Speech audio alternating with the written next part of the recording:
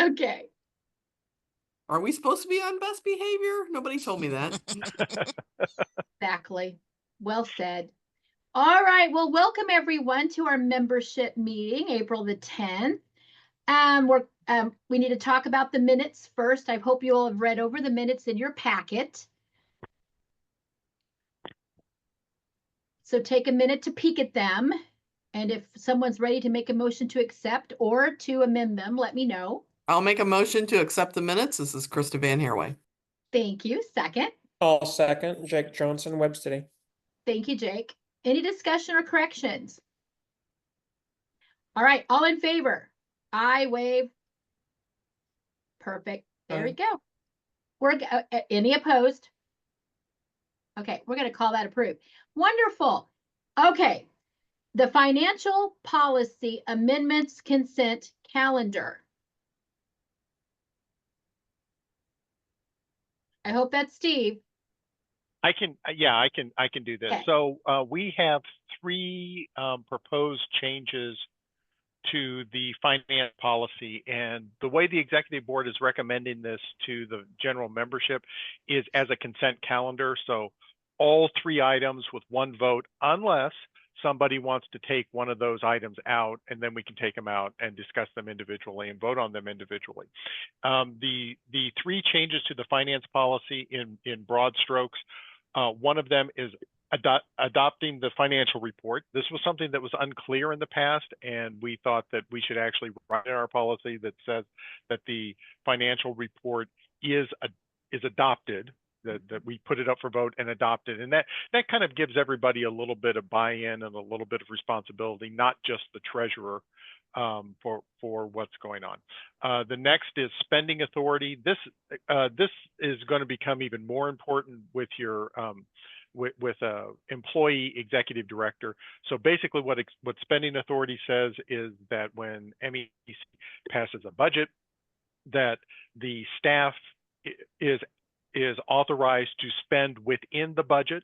So if there's $1,000 in office supplies, staff can spend $1,000 in office supplies without having to go back and ask the executive board and the general membership for every invoice for paper clips and so on and so forth. And then, of course, if there is something above or above the budgetary limit, then of course that does have to go to the executive board and full membership for adoption. And there is an expectation there would still be open communication between the staff and the executive board so that people would know what was going on and happening. Just streamlines the process. And then the last one is capitalization of assets. Previously, Section 9 on capitalization of assets said we have no assets.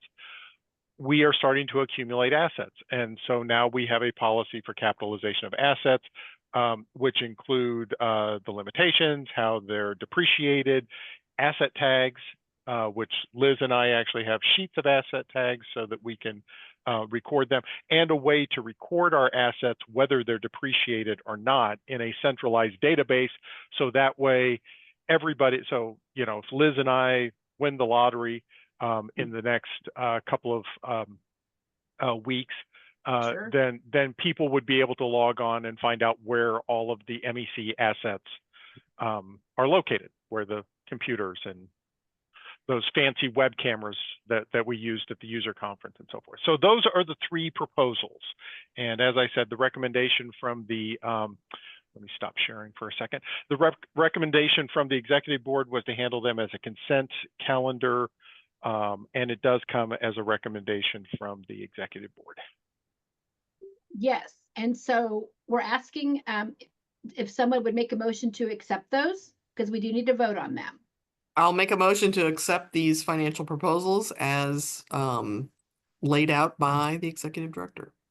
Thank you. Any second? I can. It's Terry. Thank you, Terry York. Any discussion about them? Any questions? I appreciate Steve's very clear explanation of them. Thank you. All in favor? Aye or wave? Wonderful. Any opposed? Thank you very much. It's approved. Okay, now we're to the hefty part. We are revising the bylaws quite a bit. And I think we're going to try to take some of this in little chunks, because a lot of this is a little bit of house cleaning, and so, and one or two of them are actually kind of big changes. So we're up like number 1.2, we're just updating the address of the office. We're changing the office, but because it's in the bylaws, we have to officially change it. The affiliate membership is in section 2.1.2. And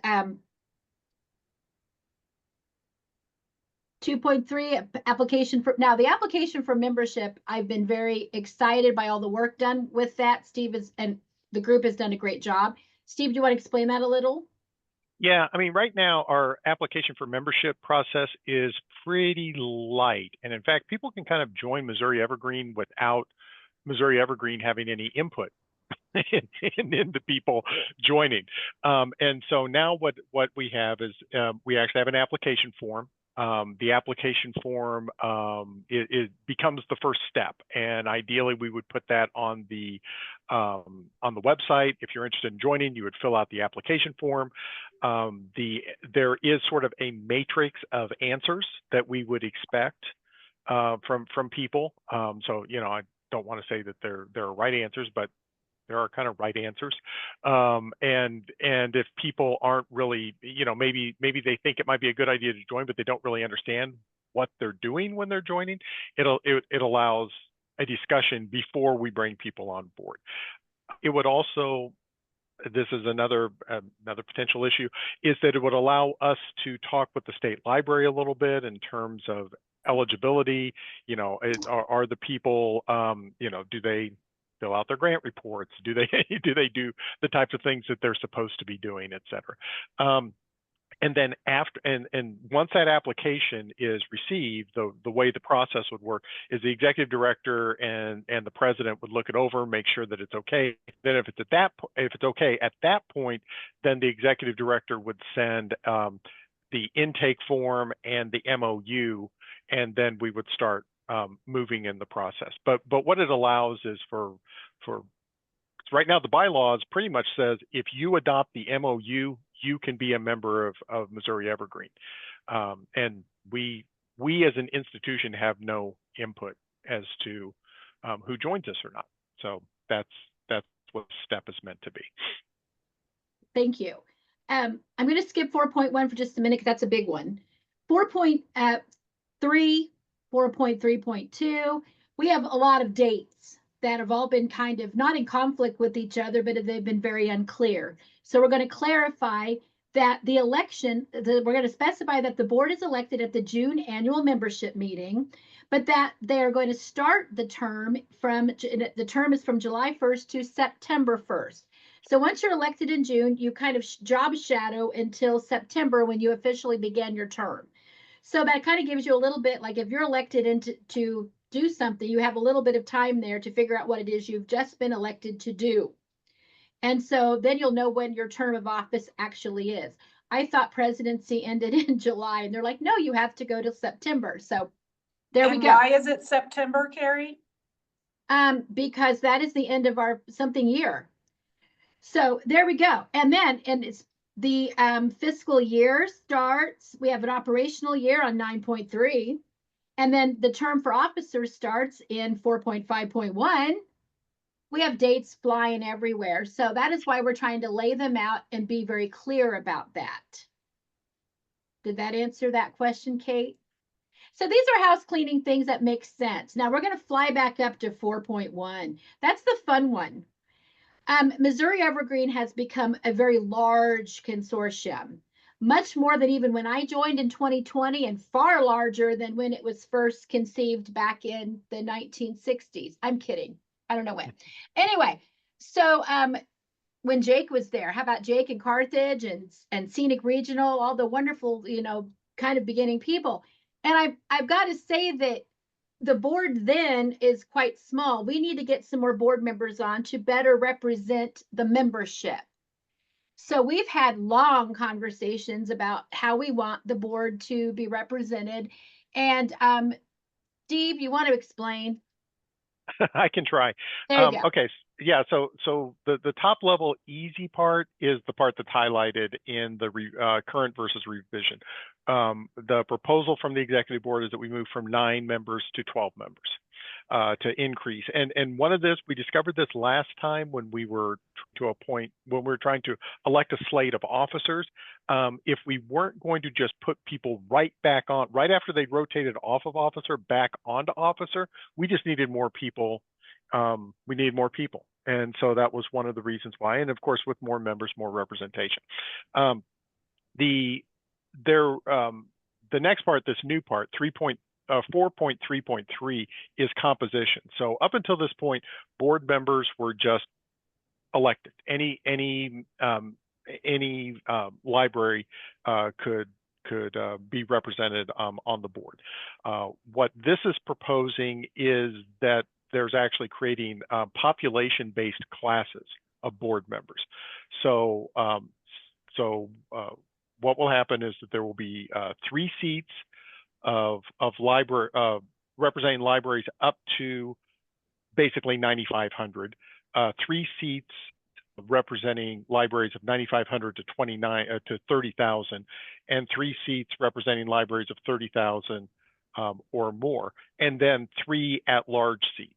And so there can be more representation. As this works out, it actually works out within the way we are currently structured.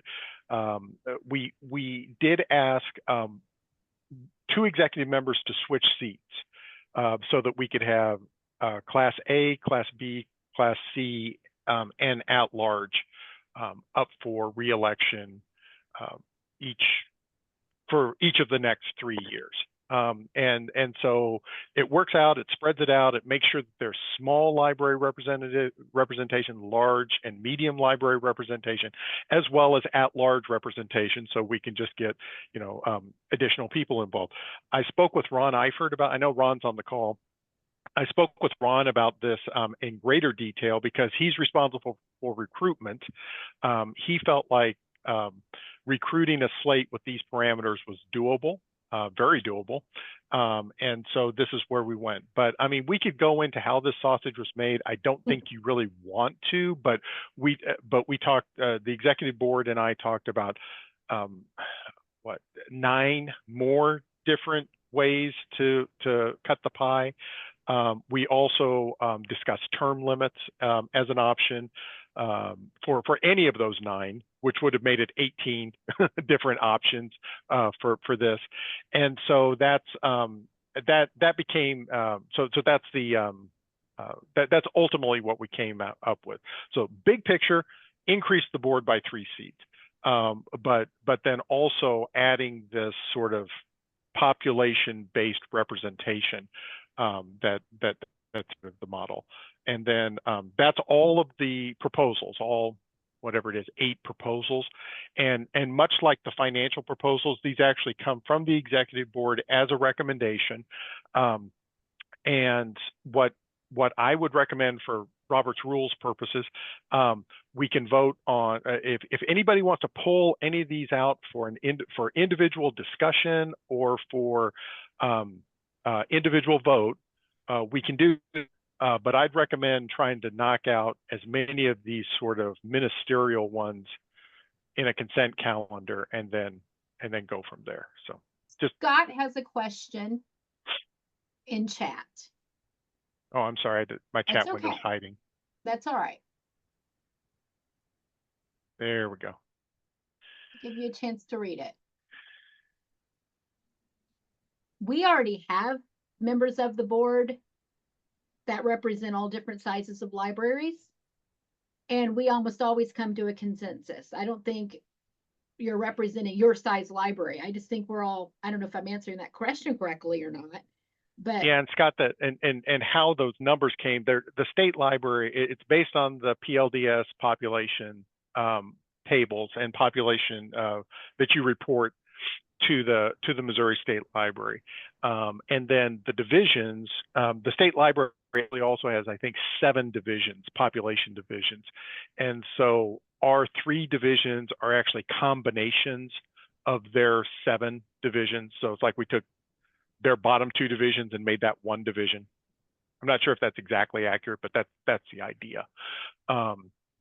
But yeah, the idea was that we just, I think if I can speak for the executive board, the idea was that they just wanted to make sure that all sizes of libraries were represented on the board, and that this would be a way that could help assure that there were small, medium, and large libraries.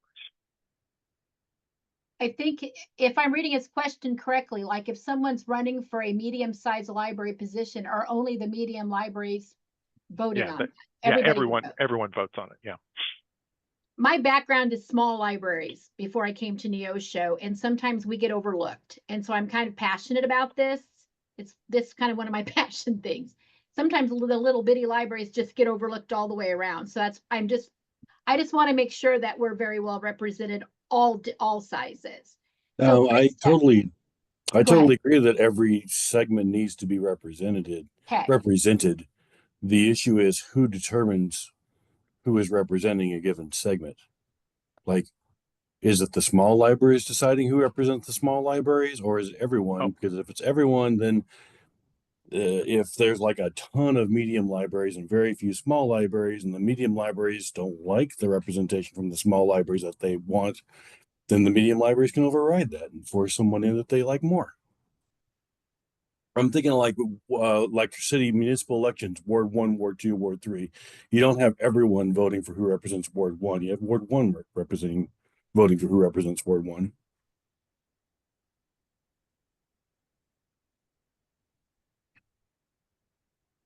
I don't think we really considered that during our discussions, mostly because, especially with the smaller libraries and even potentially the medium-sized, we were worried about even getting people willing to represent.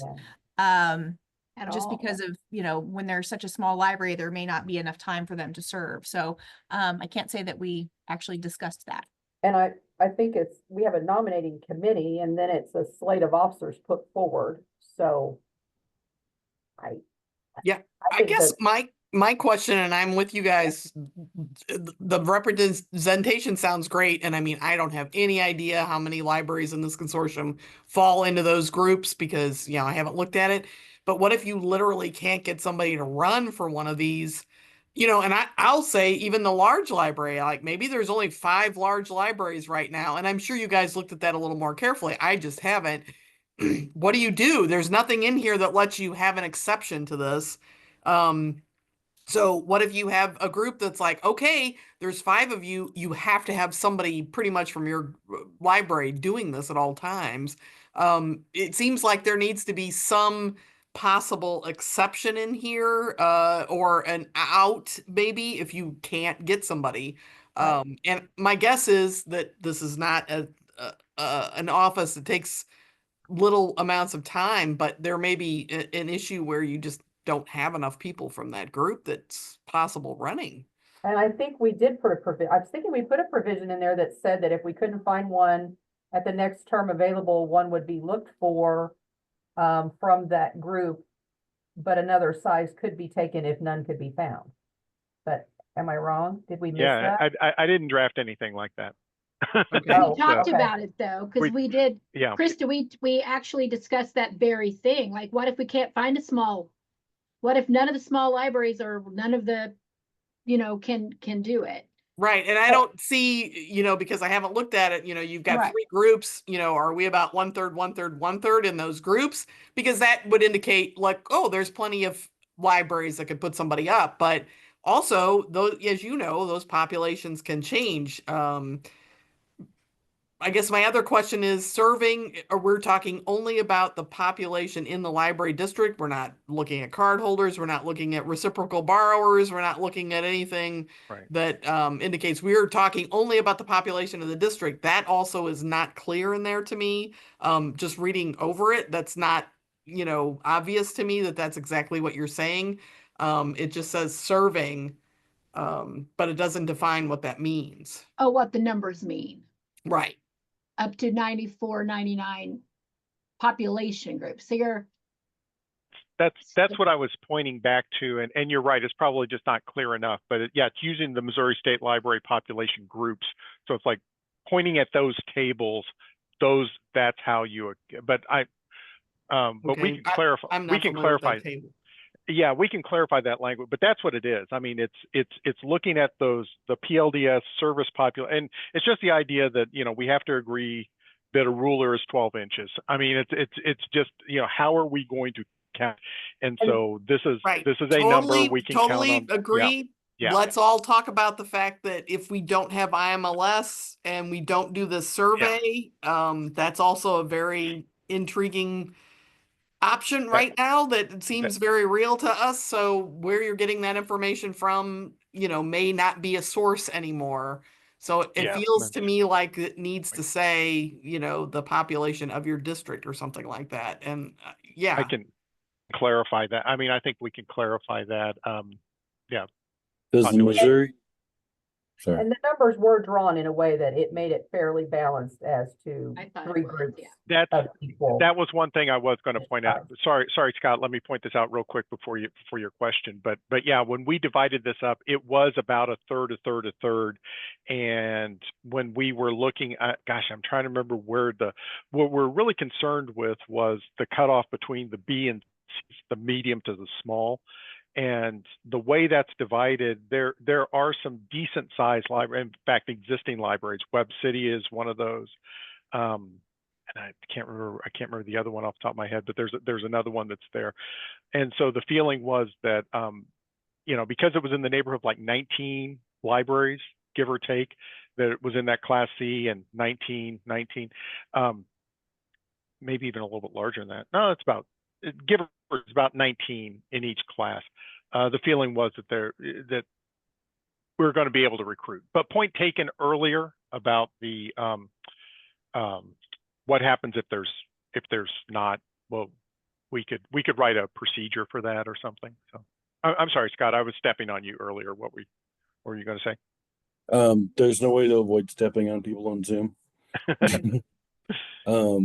So the Missouri State Library population groups, is that dynamic? Did the state change those defining numbers for each population group? Because if so, then maybe we should reference the population groups rather than putting a hard number in the right up there. Because over time, if Missouri, does like England and eventually every rural area gets slowly filled up, we eventually run out of areas that have less than 9,499 people. Yeah, my understanding from talking with Terry at the state library is that they changed the composition of the groups, which libraries are in those groups, but the groups themselves have remained stable for quite a while. Well, and our group, several decades. These numbers were based on us trying to make the membership balanced among 3 groups. This was not dictated from the state library, was it, Steve? These were our numbers. This isn't something that's coming from the state library. The only thing that came from the state library is the actual service population numbers. Okay, I misunderstood earlier then. I thought that you were defining group 1 by looking at the first 2 things of the state library and not by a third of our MEC membership.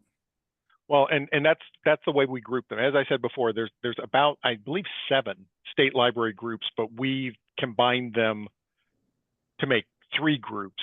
And so for just making this up, group number 1, the large group, something like 78,000. And so you could just have 78,000 or greater as the larger group, but we actually combined group 1 and group 2 to make our larger group. But those definitions are the same within the state library, according to what Terry had told me. But then, who's actually in those groups, of course, moves depending upon and we can always amend this if it's not working.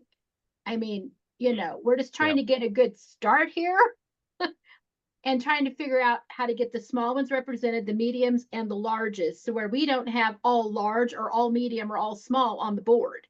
That was kind of the whole point of that's what started the conversation off at our board meeting last time, was if we're going to add members to the board, how can we make sure that we're representing everyone equally? So we talked about like 3 different ways to do it. I mean, we settled on this after a very lengthy conversation. And so this is just kind of, I think we eventually thought, well, this will be the most fair way to do it. But if like in 2 or 3 years, we're just thinking this is not working, we can always revisit this. Am I correct? Absolutely. Yeah. Bylaws are I not mean- carved in stone. Right. It's like at your own library. You can always go, Yeah. this is not working. Let's think if we can maybe rethink it. So, I do think we do need to add the line we talked about in yes, there concerning that if a group does not, if someone can't be found, say for a large or a small, that correct. someone willing to serve is put in, but then as that term expires, they go back to looking for someone that fits that. Would the- it be better to boundary. state that as an at-large seat if we don't find somebody to fill a designated seat? Yes, I think so. So temporarily designated as at large until you can find someone to fill the seat for the next round. Correct. Does the at-large versus the designated make a difference, like in a meeting or something like that? You know what I'm saying? Because I could see, No. once you get No. somebody at large, then that's a 3-year term. So it's potentially 3 years before you can correct and go back to somebody with the size. Or would you be taking some other at-large option and trying to make it, the size? I mean, that turns into, I think, a lot of room for, Well, and I think discussion. there's always the possibility that somebody could leave midterm. I think there's lots of possibilities, and I think it's just to try to always go back to getting the representation that's balanced among all the seats. I think that's the goal. Yeah. And so, because you could have somebody that falls ill or leaves their director's position or whatever position at a job, and we have to fill it. And I don't know that we'll always be able to fill exactly what fits. So I think we just need a line that says that. I don't think there'd be any difference. I mean, they're not going to have any different authority or anything else. Mhm. Right now we're not following any prescribed boundaries or anything. We looked at geography, we looked at various things. It's just an attempt to try to get, like my board, we look for somebody from every part of our county. It's not written in stone, but we try to have representation. And I think this is just to kind of qualify that or quantify it, whichever you want to say, that is the goal. Yeah, I mean, I love the size thing. I think that makes so much sense, but I think you have to maybe put something in here like this is the goal, but circumstances may come up like you're saying. Somebody quits, somebody, you can't really press somebody into service. At some point it's like, hey, we got the seat to fill and you're the person now. That seems like maybe not a great way to fill seats. You'd rather have somebody who wanted to serve. Because some elections, it's hard to find anybody at all. Other times you have 2 or 3 people running Right. for a seat. So, I mean, you never know. And I'm about to move into the past chair, which is recruitment. So yeah, I'm with you. I want it clearly specified what it is we're doing. So Right. And Terry, your point is well taken. Then you would very next election try to possibly correct the situation. So when that next at-large seat comes up, you would try to recruit, say, from a large library that, isn't represented or something like that. But that's not stated in here anywhere that it's a goal and, there can be some flexibility in it. I feel like that should be in here. well, in an effort to move this along, could we move to accept all of the other bylaw changes except this one at the beginning?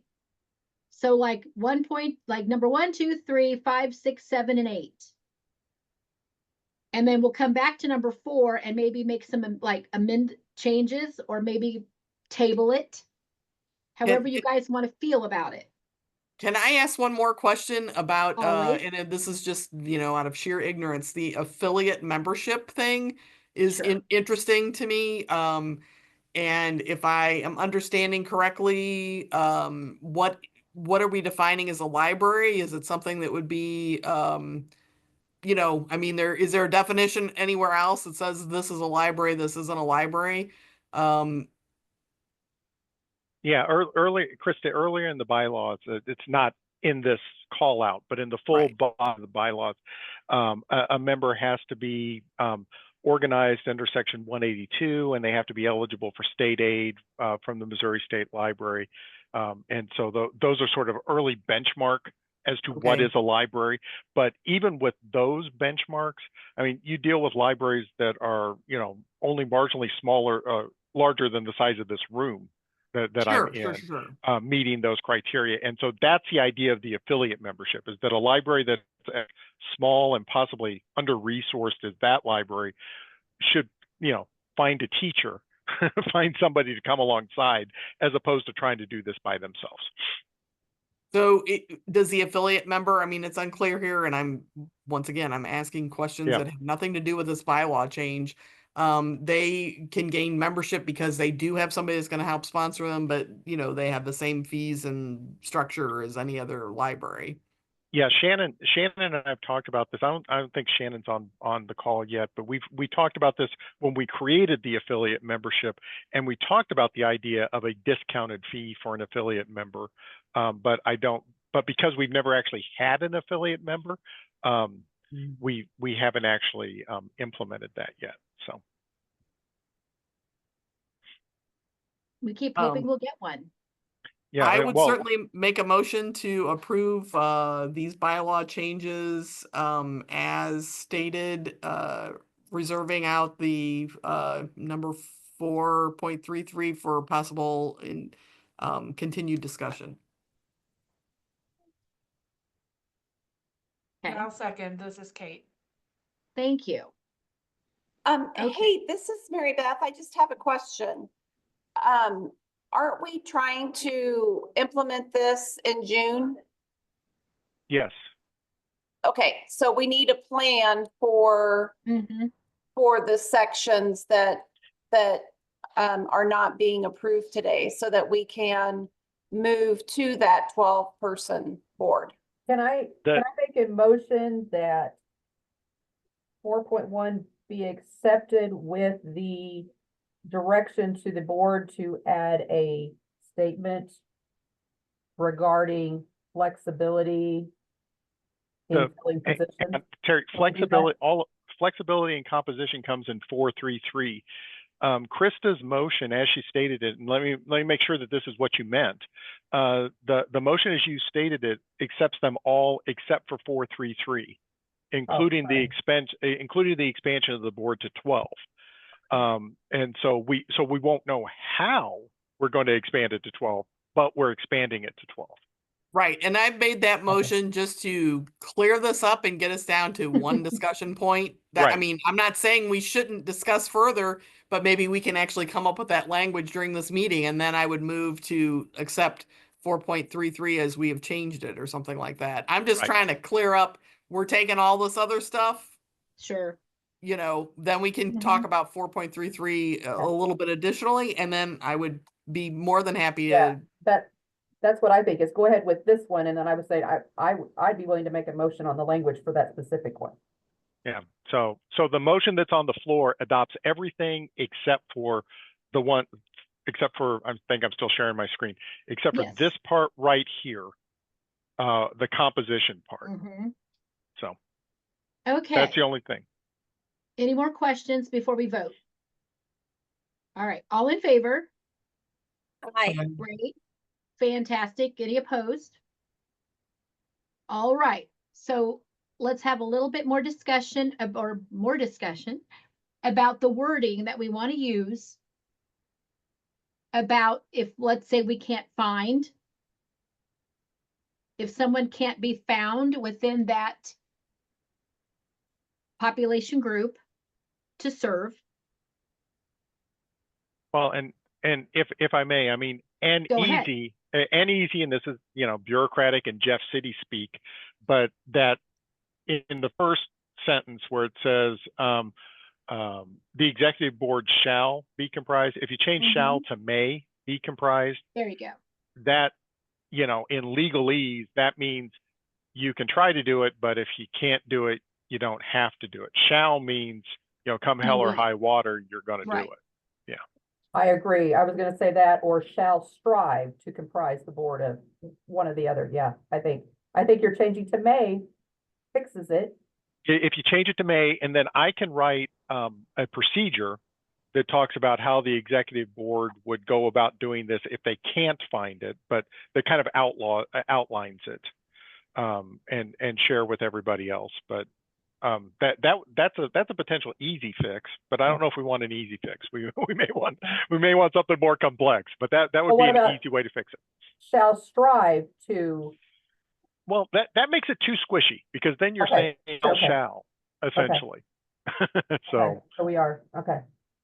So the board may be comprised of 3 seats, and then you're going to add a statement that says if a person cannot be found.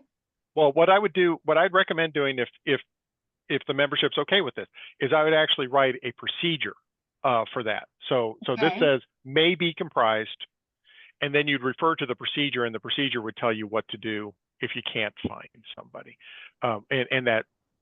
And procedures, of course, are much easier to change and much more flexible. And, you know, if we talk to all 19 C-level people and they can't serve, then, you know, it would allow Missouri Evergreen to do something like appoint an at-large for 1 year or something. So, I mean, it gives you a lot more flexibility if that contingency plan is in a procedure as opposed to it in the bylaw. But I don't know if you all are comfortable with that.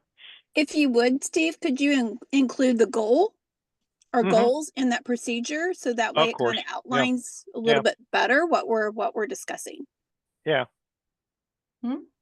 I mean, if people are comfortable with that, I think that's going to give you the most flexibility. And what we're really talking about is a break glass scenario. I mean, where it's not working the way we have it written. So now what do we do? And it's a contingency plan, and that's something that we could handle as a procedure.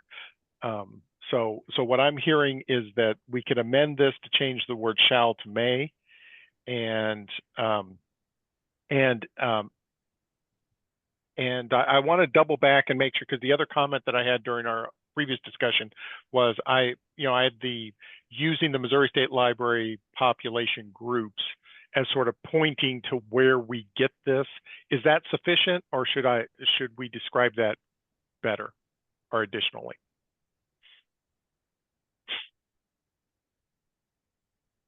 Guess I'm not familiar. I mean, I guess I knew that existed, but I'm not familiar what that really means. And does that potentially change every year? Could it change every year with the thing? I mean, I don't know enough about it to think that's a good idea or not.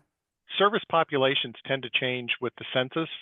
Yeah. I mean, that's when the state library or state census data center Right. updates your service population numbers with the census.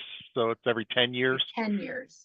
Right. Yeah. So it's 2025. We are potentially, I think it comes out about a year after. So we'd potentially be doing this for 6 years is what it sounds like to me. Mhm. More or less. Yeah. You could write into the procedure that there is an expectation that you will revisit these numbers after every census.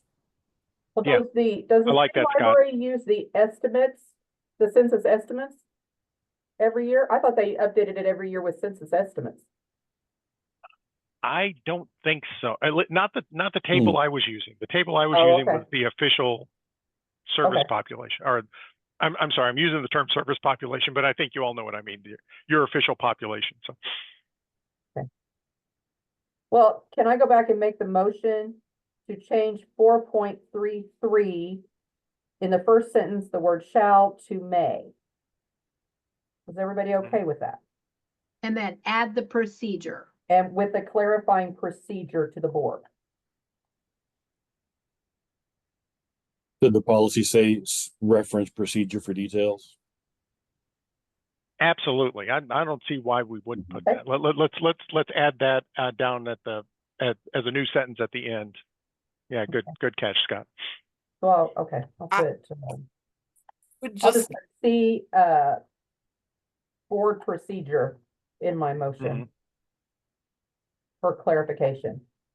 is it an idea to put our intention here is to have representation on the board from all population groups, because we don't know in 5 years that 8 libraries come on and they're all large. You know, we don't know when the census stuff changes that, you know, some places might lose population. Some, you know, I think it would be nice to have the intention here is to have representation from all sizes of libraries. You know, here's how we've defined that for this time, but the goal, so in 6 years when this changes, we'll remember that what our goal is to have, you know, But maybe put representation. that in the procedure that the goal is this, Yeah. and it should be revisited with a potential revision to the bylaw as for drawing the numbers as needed.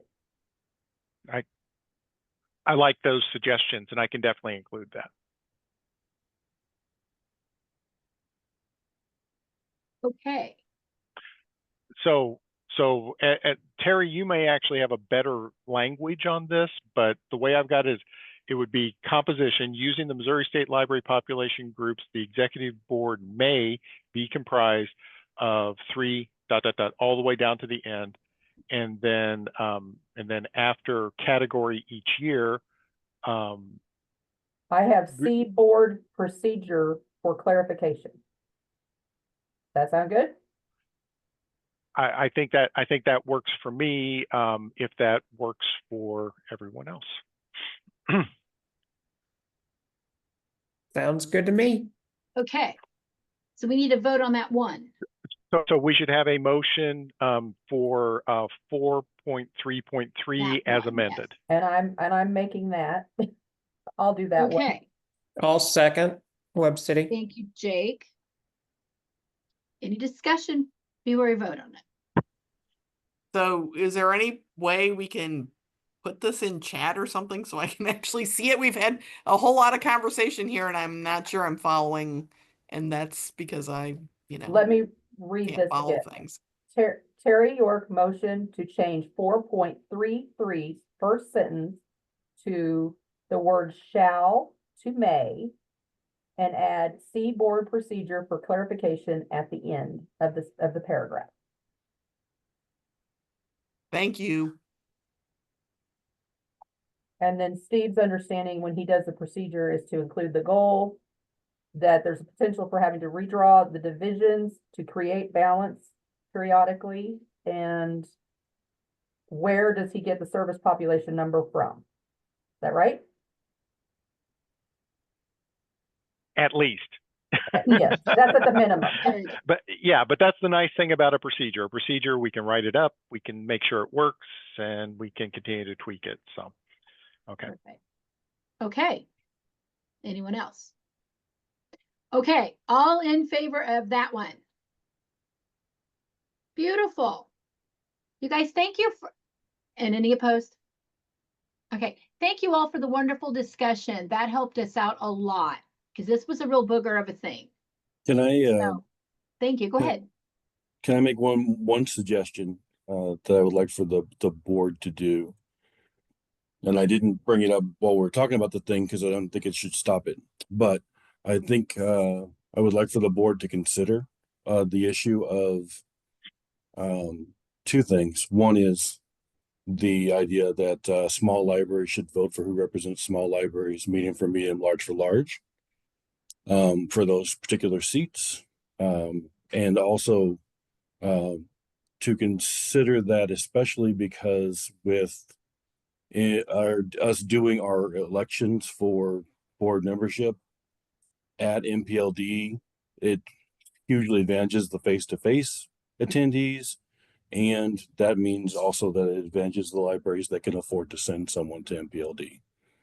So I think that's an argument for segmenting in that way. And also for like doing a voting procedure that doesn't favor the people that are sitting in a big room. What if we did a voting procedure that was not in the room, but as by ballot, by email ballot? So that everyone is able to do it. I think everything that we can push to a online and a desynchronized process is going to work to the advantage of the libraries with less resources. And by advantage, I mean bring them up to the same level as the libraries that already have resources. So I would be in favor of that kind of thing. I'm not saying figure that out now. I'm just asking that the board consider that as an issue going forward. It's Thank you, probably Scott. something that Odoo could help us do. Very likely. Very likely. No, thank you, Scott. That's a very good thought. Because I know a lot of our really tiny libraries don't get to come to meetings hardly at all. So thank you. There's, Okay. There's ahead. also a component within Zoom that allows you to vote as the Zoom's going on. And there's really no reason why a smaller library can't be on the Zoom if they can't attend MPLD. And I wasn't suggesting that in negating what you said first, Scott, because I think I understand what you're saying, because somebody in the chat said something, mentioned that as well. And I was just meaning the email vote as a way for fixing one of the parts of the problem, but not the other. So we can look at that as well. Hey, Ron, just to gently push back a little bit, anytime that you have a certain point of time that you have to be doing the thing, it's going to be a disadvantage for like a very small library where the director is part-time, only works the afternoons, that kind of thing. And then they have to work around their other job or their kid schedule or whatever, so they can show up at 10 o'clock for the synchronous vote. And It's still a much bigger advantage to go to Zoom and vote by Zoom than it is by favoring the people that are in the room. yeah, and just our hybrid meeting makes it a very difficult meeting for anyone who is joining on Zoom. So they're already at a disadvantage. So I really like the email option as well. A secret ballot or Yeah. a ballot program that we could do through Odoo or through one of our resources. Very doable if that's the pleasure of the board. And MPLD is for directors, and many, many, many of our members are not directors, and we're trying to encourage them to be involved, and you know, that kind of cuts them off at the knees. So no, all good and all good. Thank you. These are very, very good. Thank you. I like it. So that brings up another question. So are all members voting on the board, or is one representative from each library voting on the board? I thought it was one voting representative, but yeah, technically, according to the bylaws, it's one voting representative per library. However, given the complexities of how we manage, you know, as we talked about the hybrid room and who's in the room, who's not in the room, who's on the Zoom, who's not on the Zoom, it's almost impossible to adequately police that. I don't want to use that word, monitor that, manage it. But if we did have an electronic ballot situation, we could make sure that there was only, you know, one vote per library, as the bylaws say. True.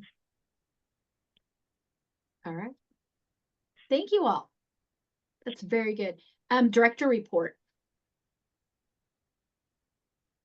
Oh, that's me, isn't it? It is. Oh, okay. It's still you. It is still you. No, actually, I gotta take that back. Actually, 3C Executive Director update. That's you, Carrie. Oh, it's me. Yeah. So we're going to talk about our executive director. Steve, of course, has let us know that he does not want to renew his contract at the end of May. And so the board put together, you know, we thought long and hard, you know, who do we know that's got a history of Missouri Evergreen? Who do we know that has time to do it? We had a lot of names going, but after a long and exhaustive search, which luckily wasn't very long, we've hired Colleen. Give me her last name. Knight. Thank you. I'm like Colleen I always know where she's from. Colleen Knight is retired from her library just now, and has been a Missouri Evergreen mover and shaker, former leader. I mean, she knows all about us. She has the historical knowledge of where this has come from, and she's so enthusiastic. She's long since wanted to be Steve. And now that she is retired, she can be. So, however, she only wants to be part-time. As a retired person, she only wants to be part-time. So that right now that fits perfectly into our budget We don't have the money for a full-time person right now. But that is our ultimate goal. And we've let her know that very clearly, that our ultimate goal is we need a full-time executive director someday, as we can afford that. We are one of the largest consortium in the United States. I mean, we're huge. We've got to have a full-time person eventually. But we are moving her into an employment status instead of contract. So that is a big change for us. It's going to make life a lot easier for us. That way the president's not signing all the crazy documents. The executive director can now do it. Anything else, Steve? What else am I missing? Tell us about yourself. Nothing comes to mind. I mean, I think Colleen, she and I talked a little bit. I know that members of the board talked. At the executive board meeting, there was a discussion of process. What should the process be for this? And the feeling was that if there were a couple of people that were identified, Colleen being one of them. And for those of you who don't know who are newer, I mean, before Mickey was the executive director, before I was the executive director, Colleen used to run the Missouri State Library grant for Missouri Evergreen. I mean, she is, when I first got on board, I used to contact her all the time to tell me institutional history so I would know how to operate things. And so, so she seemed like a natural fit. The executive board's process was, let's look and see if we can find anybody who's qualified. If they're qualified, then let's see if we can make an offer based on the job description. And I'd updated the job description. And so I feel, as an outsider and on my way out, I feel like the executive board did follow the procedure. I feel like their procedure for hiring, it's definitely within their purview to hire the executive director. And I think that they've made a really, really good job, or done a really, really good job of making sure that Colleen understands that she is meant to be a transitional person, that she's meant to help transition Missouri Evergreen to a full-time executive director when that time is right. As I kept joking, if they don't do that, or if we all don't do that, then the executive director post will always be this halfway house for recently retired library directors. And that's just not going to be a way for you to grow the consortium. So she's ready. I mean, she's got a couple of things that she needed to take care of. And then she's going to start working on she's going to start job shadowing, and I'm going to start training her. And the way it's looking, it looks like she'll be ready to take over by the end of May. And I will be there at the I will still be there at the MPLD and the membership meeting, in part because I'm on the agenda. They asked me to make a presentation, so I'm doing that. But I will be there to kind of help Colleen with the membership meeting and all of that. And it feels like it's going to be a very smooth transition. Am I correct in remembering that Colleen was also the one that kind of guided us through the Mobius equinox change? Yeah. She was very engaged in that as well. So she was the president at that time. Yeah, she was. Mm-hmm. So question about the process. I don't know Colleen, so this has nothing to do with her, but was that job posted? Did you get applicants for it? Wondering how we hire people in the consortium. We just took some names. We are nonprofit. We just kind of took names and thought, who do we know? Last time we had an opening, they got a list of names and they called. The first person they called was Steve Potter, and thank God he said yes. And we kind of went the same way this way. Who do we know that's qualified, that would be good, that has a history with them? And the first one we asked was Colleen, and she said yes. Now, as we look at a full-time person, probably we're going to have to change that a little bit. But we are, luckily we're not government, but we are. I mean, we're probably going to have to extend that out a little bit in the future. But we're just trying to, as a part-time position, we're just trying to find who's qualified and who has kind of like a background with us. So that's how this one was. But we had a lot of names that we threw around. And she was the one that luckily was just retiring and kind of ready to do this with us. So Yeah, but I all think of the money from the consortium comes from governmental entities. So I see, yeah, we're not a governmental entity, but I mean, it makes me incredibly uncomfortable that a job was not posted. I mean, if I didn't post a job here, I probably wouldn't be working here. So I'm just saying this. I'm sure Colleen is gonna be great. That's not my issue, but that seems like a very bad way to fill this position. Duly noted. And like I said, next time if we're looking at a full-time position, we will probably will have to post it probably. But we're trying to distance ourselves from being a, as Steve says, a quasi-governmental, because we are not. We're, as library directors, we're used to operating as a governmental thing, but we are not. So that's why Missouri Evergreen has got to act like a nonprofit. And so in doing so, we are free from some of the restrictions from, and I'm used to posting everything also because I'm political subdivision as my library is. So, but as it moves forward, then and we look at a full-time, and Liz put her job was posted when she was hired, but she was a full-time person. So she was her job was posted when we hired our full-time cataloger.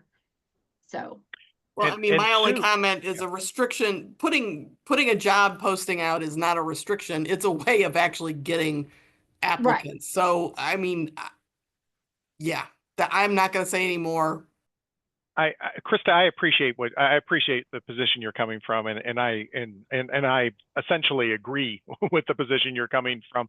I think the difference, the big difference is that, and I know job applicant pools change from day to day, but Sue's on the call, and I know she could definitely weigh in on this as well, because she led the executive search, and it was posted.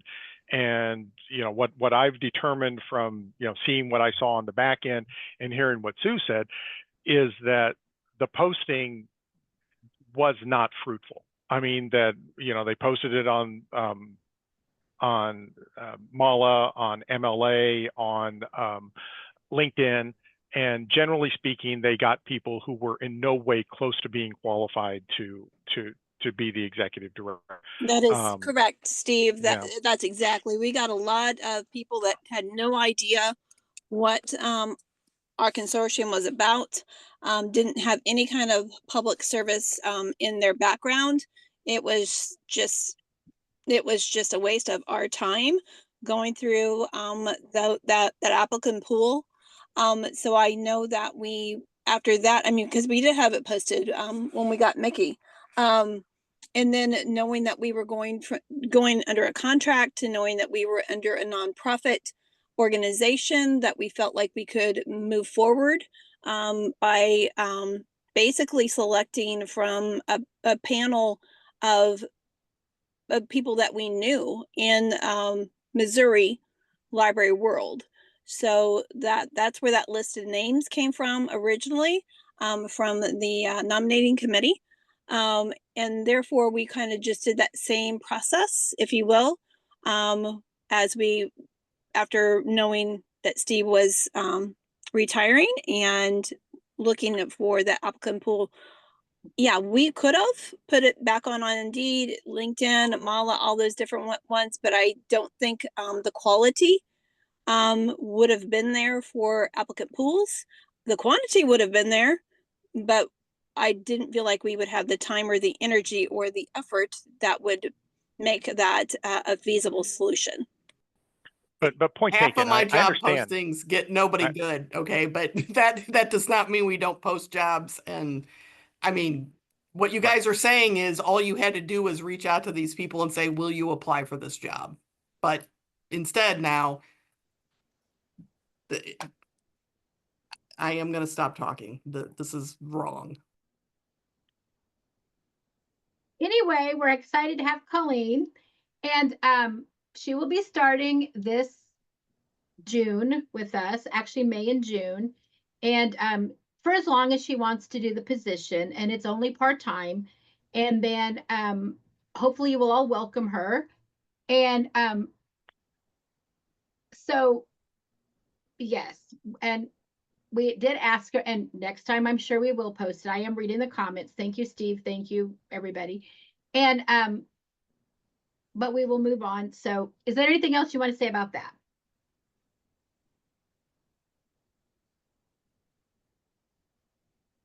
Okay, so the executive board, as the hiring board, we did reach out and we did hire a new executive director. So anyway, but next time we will do it differently, I'm sure. And anyway, executive director report. There's really just a couple things. I mean, you can read the written report that I have in the packet. There was just a couple things that I wanted to share with you. Let me just throw these up real quick. So these, the things that I wanted to share with you are just a couple of the pie charts from the user conference survey. As you can see, these are the same questions that we've used for every survey, at least the initial questions. In terms of people saying that they learned something by participating in the conference, that number is exceptionally large, which is where you want to be with that one. Applying something that I learned that will help services to the library, 87%.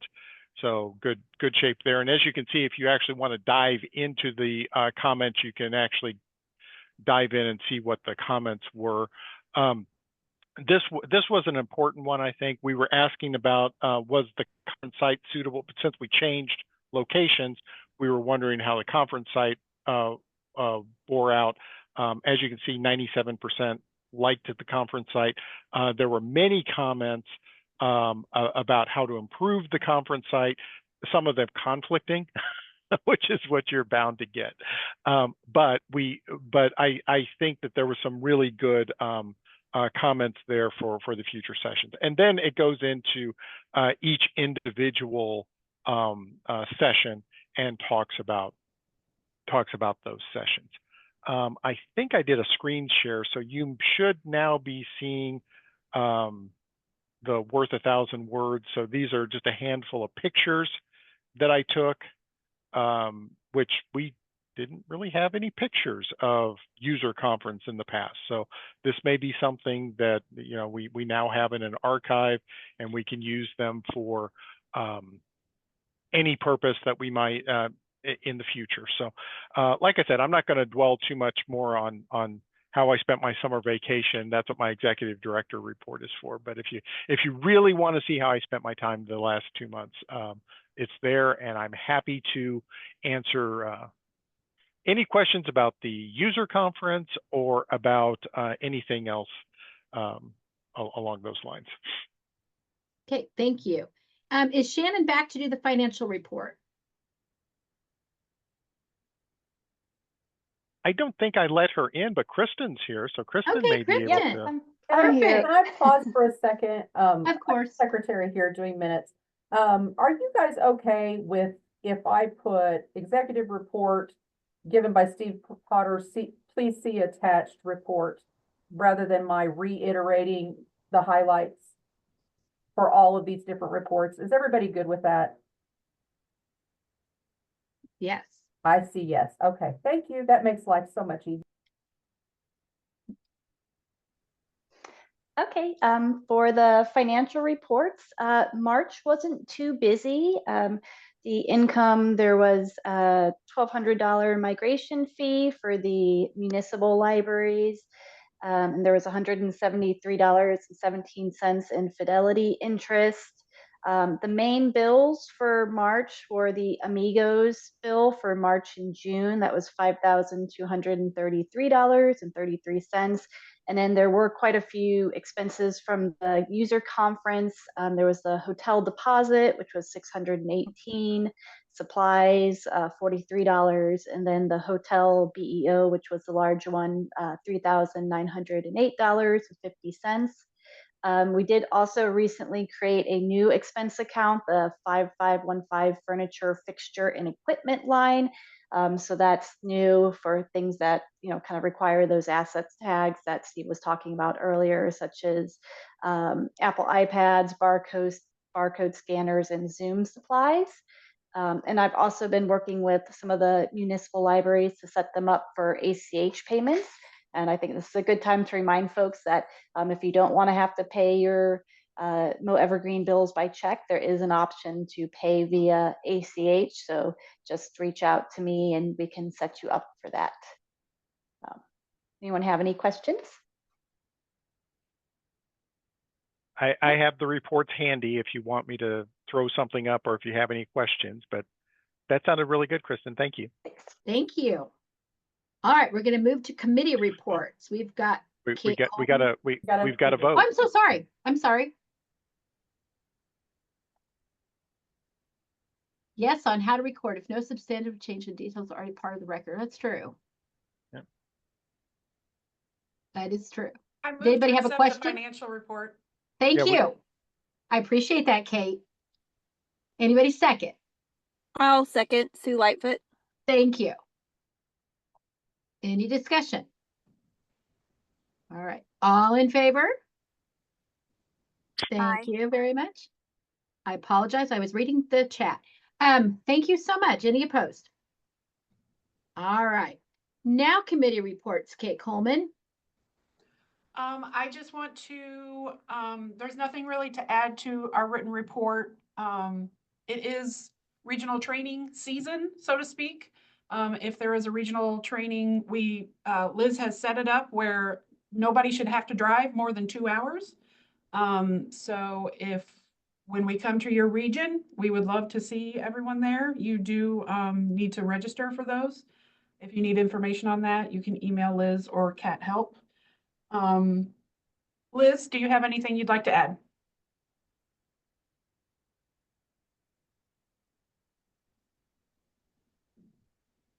She's ignoring us. Okay. Well, I guess not. Thank you. All right. Circulation report, Rhonda.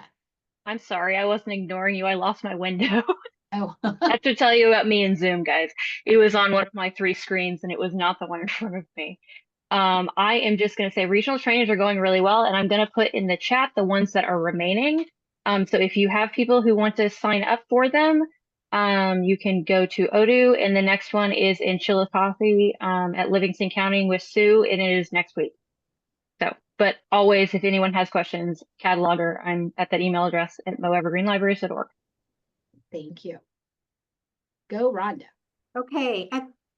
Similar to Kate, there's not much if you've read through the report, but I do want to highlight that on Monday, the 14th, the change is going to be implemented where patrons can place multiple holds on the same item. So that will actually go live on Monday. Instructions were included on how you can check what your maximum number that you are going to allow your patrons to the maximum number of duplicates.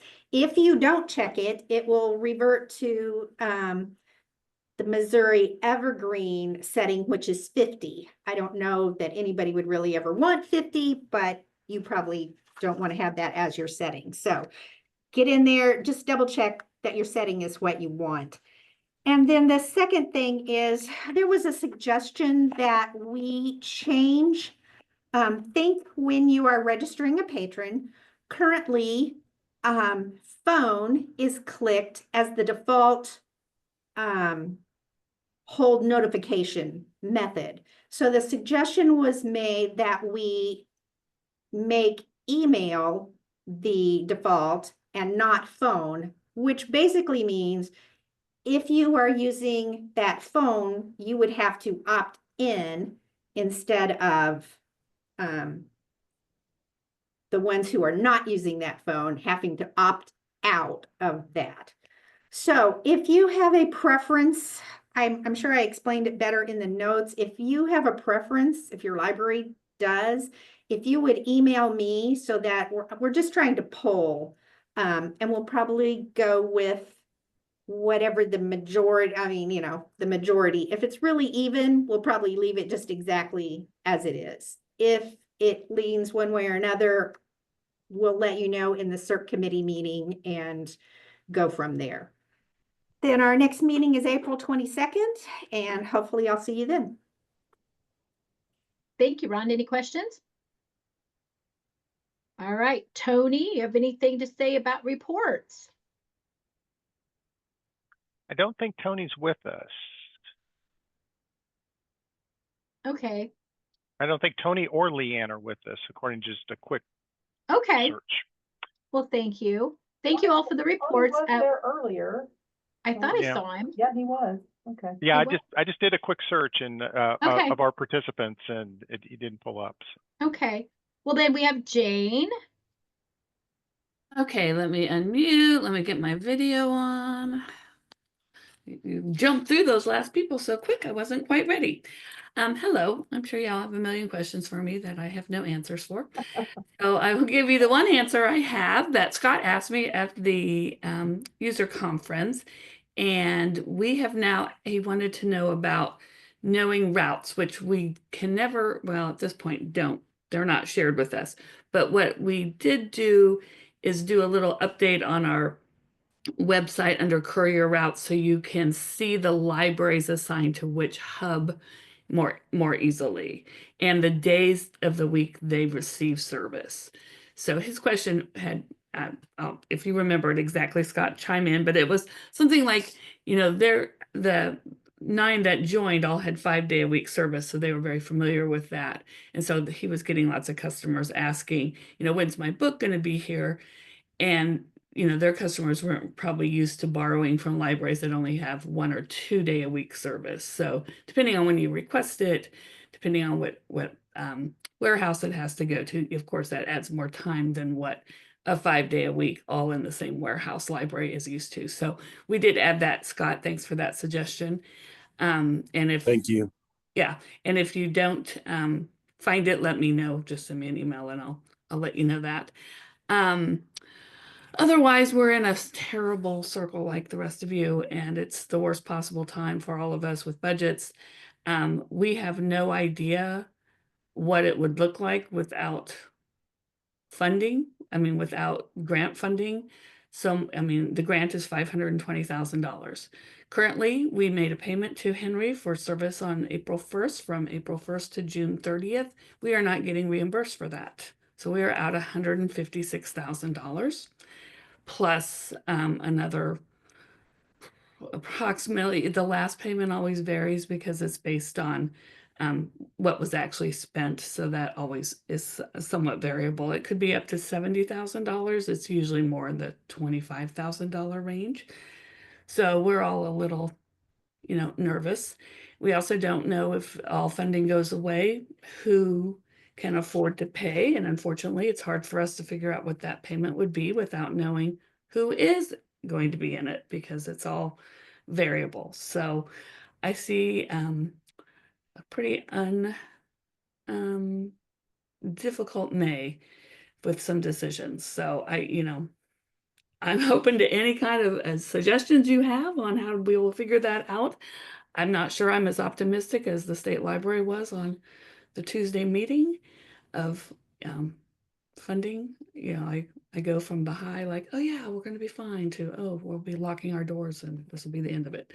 So depending on today, I'm in that stage of mind. So I hate to be that Debbie Downer today, but so I'm happy to answer any questions. On the good note, I have a million. I have over 100 tubs. So if you need a tote, let us know. We send out about 2 or 3 is our max we send out, just because the couriers have limited space. And so if you need 6, just know we'll send them in a couple different batches over a couple different days.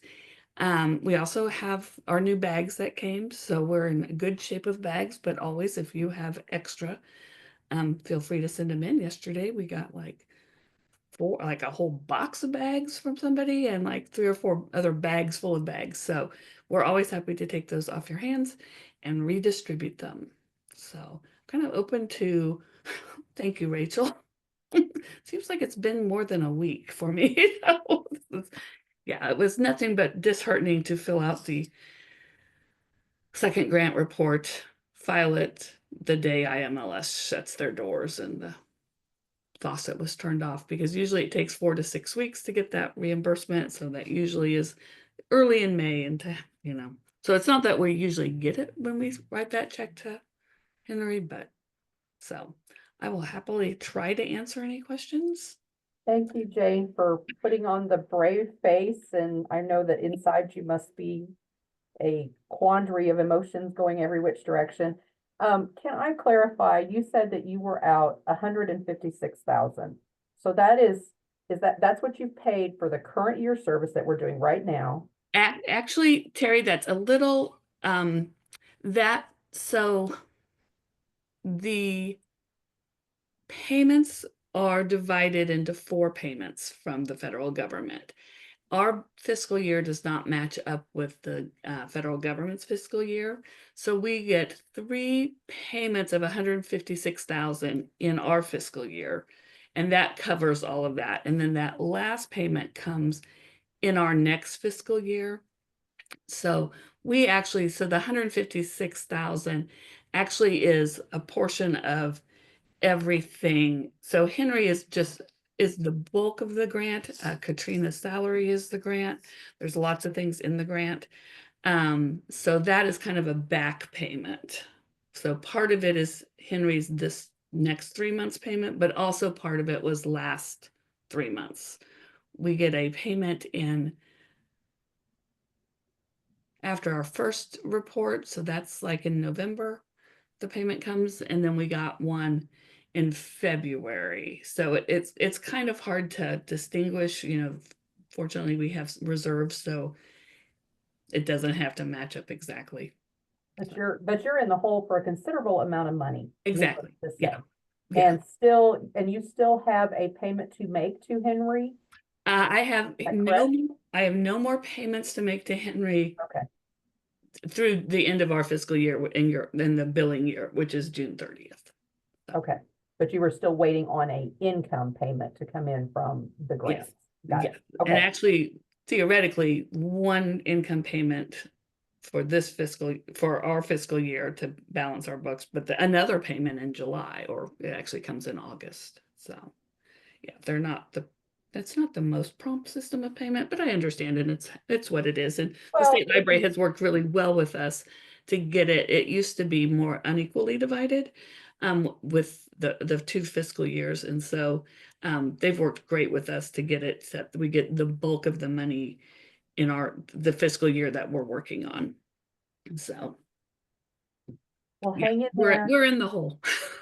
Hang in there on all and we'll all hope for the best. Hope I know. It's just kind of crazy to imagine it. So I've never searched for IMLS on any social media ever. And it seems like that's like all I'm searching for, because there's just like, oh, so yeah. And then, it doesn't really help us with signing a new contract when like it's hard to do it in good faith. So fortunately, the person in charge of that's been on vacation for 2 weeks. So I just said, oh, no rush on our end. Just put it on your agenda in a week or 2. So we've pretty much got it ironed out, and we have it in there, but I'm sure they're thinking, what are we signed up for? So hopefully it's all going to be fine. Yes. I know you told us at the users conference, but so even though you're in the hole, it is paid up technically through June 30. Yes. And we would have enough. And thanks for bringing that up, Kate. We do annual billing. It's so much easier. I mean, there's all sorts of scenarios we could, do a couple months of billing if we're thinking like, if it would not get decided until late, we could pay Henry, or we're undecided that they think it's going to get funded. We could do some billing and Henry could continue to work for July. We just, for ease, prepay quarterly for them. That's their preferred. But we could do it month to month too, at no different price. So that's really, and then Marcy's on vacation this week, so lucky Marcy, huh? I know. Well, she's having a terrible vacation because she's texting me constantly. What do you know? What do you know? I'm like, you're on vacation. I won't even call you if everything crashes. So, but and maybe one of the hard questions: at what point do we start thinking about when we should start like not lending and that kind of thing. Right. Don't want Somebody, things in limbo. We all Yeah. know kind of what that does. right. Somebody emailed me a question like that the other day, and my answer was not now. It's way too early. Okay. I mean, we are not with $1 left in our checking account at Mollis, so if worst case scenario, there's no funding and no one decides they can afford to private pay, then we could pay, for a month to catch everybody up, to get everything back, at least the majority of it. I'm hoping none of that happens, but I have no idea. It sounds like maybe there's some options in the state. I don't know if Janet's on here, but I'm hoping it is. But at this point, it's just so hard to tell that, yeah, but I understand you guys you're transporting lots of things all the time. I think we're record breaking constantly.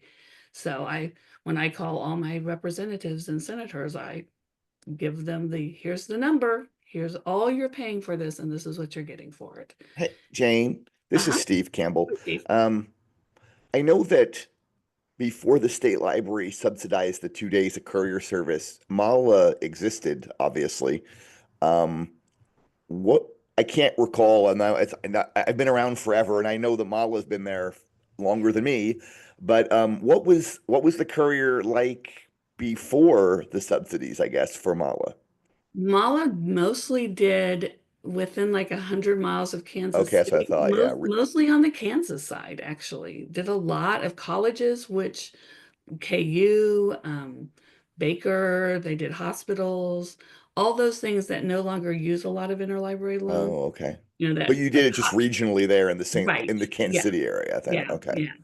And somebody, I think it might have been Steve, said originally there were MALAs, it was KCMLIN then, around the state doing it. St. Louis had one.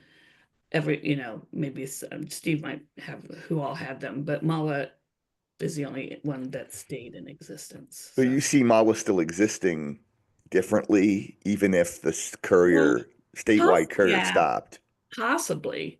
I know they used to do a lot of continuing education stuff. Yeah. Well, that's really kind of died down too a little bit. They used to do so much in person, and it was kind of the only game in town. And now, 1 million people do webinars. So sure. I'm not sure. We have private pay Kansas City area customers, but I don't know if that would be enough to keep us afloat, for lack of a better word. Oh, geez. Yeah. Okay. So yeah, it's kind of a bit of a scary time. Well, thank you, Jane. Does anyone else have any more questions for Jane? So Scott has a question. If anything saved helped if we went to I don't know, Scott, maybe. I don't know that would save us any money on Henry's side, because I don't know if that would lower their cost, contracted cost. But at some point we might be open to looking at all kinds of things. So yeah, and there's the other thing is, what could everybody what could everybody afford, and at what point, when there's not enough people who can afford it, does it become worth it? So there's just I kept Robin up with a nightmarish scenario of that the other day, and she's like, well, I hadn't even thought of that, Jane. I called you for another reason. I'm like, well. Well, and you currently had this out for bid, so I'm assuming, like, if you're looking at going maybe possibly month to month with Henry, you're gonna pretty much stay status quo. And Right. you can't Well, really do anything with the bids because you yeah, don't know how many libraries there'll be. Right. Well, and Henry won the bid by far. I mean, they came back with about a 9% increase. And the next bid was let me do my math, like 100% increase. So it was not even close. And then the other one didn't follow up with the bid, and then the other two called and said, oh, well, we realize this is more difficult than we thought, so. Okay, Mary Beth has a question. Yeah, so Mary Beth, I was at that meeting and I appreciate that. And I mean, we do transfer 1.3 million items to the 128 libraries, of which Evergreen is the bulk of. I mean, they do more than your 78 libraries, if that's the current number, would percentage wise. So it's so vital. And that's the thing with IMLS funding. Most states use a bulk of it for couriers, for interlibrary loans. So I'm hoping that, you know, I did see Arkansas voted their legislature not to abandon and abolish their state libraries. So hopefully the state of Missouri will continue to be very supportive and see that, you know, if needed to have state funding to, you know, help fill in, that they will. But I don't know. I told you it's not, I drive everyone crazy because I'm an eternal optimist, and today I'm just not. So I'm sorry to be such a downer, but I really do appreciate that Courier is. And when you look at the stats you all send every month, it's amazing. I mean, it's just amazing. And some of you have sent great stories of you know, people impacted by the interlibrary loan. And it's, you know, it's just such amazing work. And it's just heartbreaking that at this stage of my career, I'm here saying all this sad things to you all. So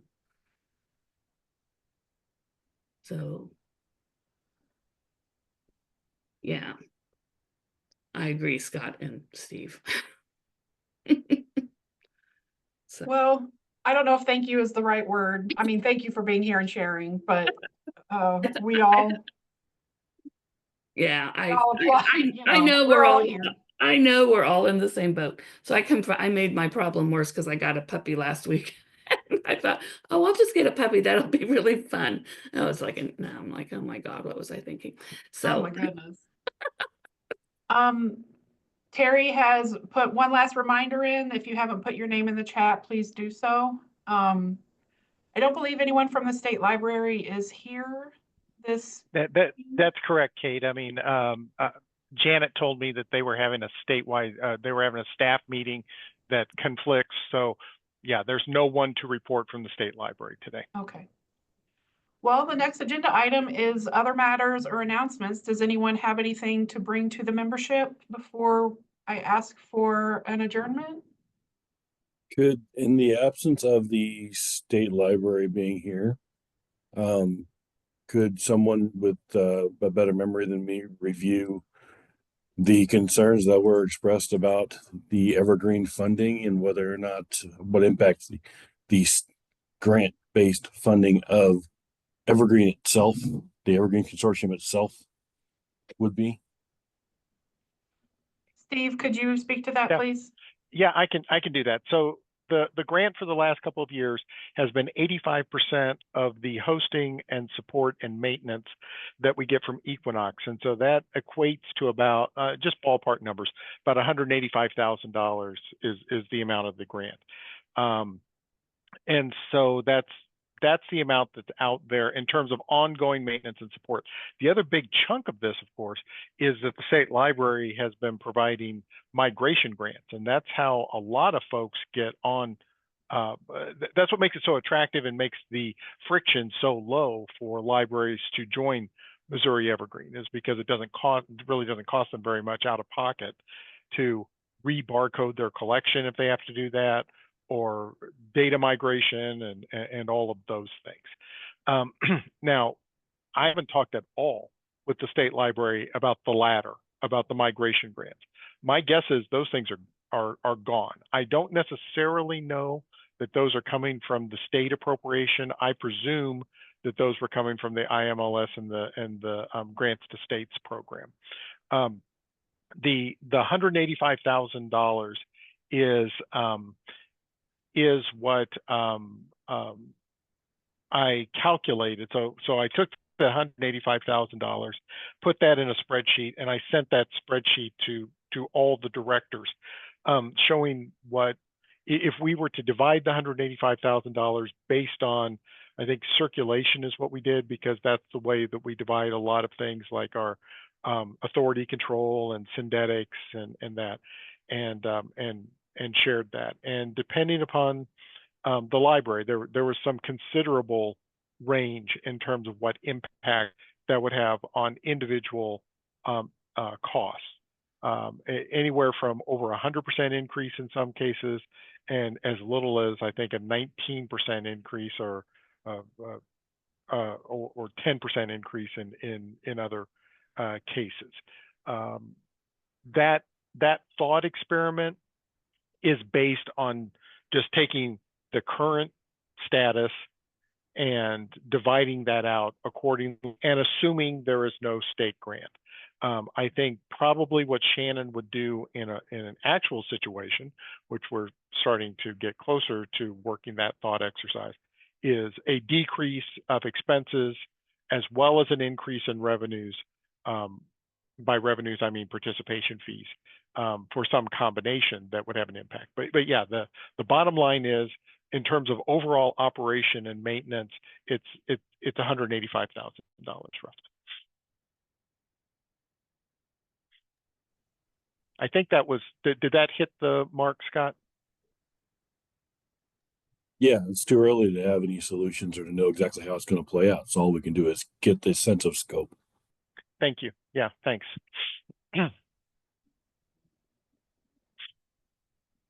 Great question, Scott. Anyone else have anything they'd like to discuss or announce? All right, then I would entertain a motion for adjournment. I'll make the motion. Jake Johnson, Web City. This is Rachel Grimm, and I would love to second that. All in favor? Well, do I need to call for discussion for that, Steve? No. Okay. No. All in favor? Aye. All right, everyone. We'll see you in 2 months, and I'm sure we'll all be speaking through email.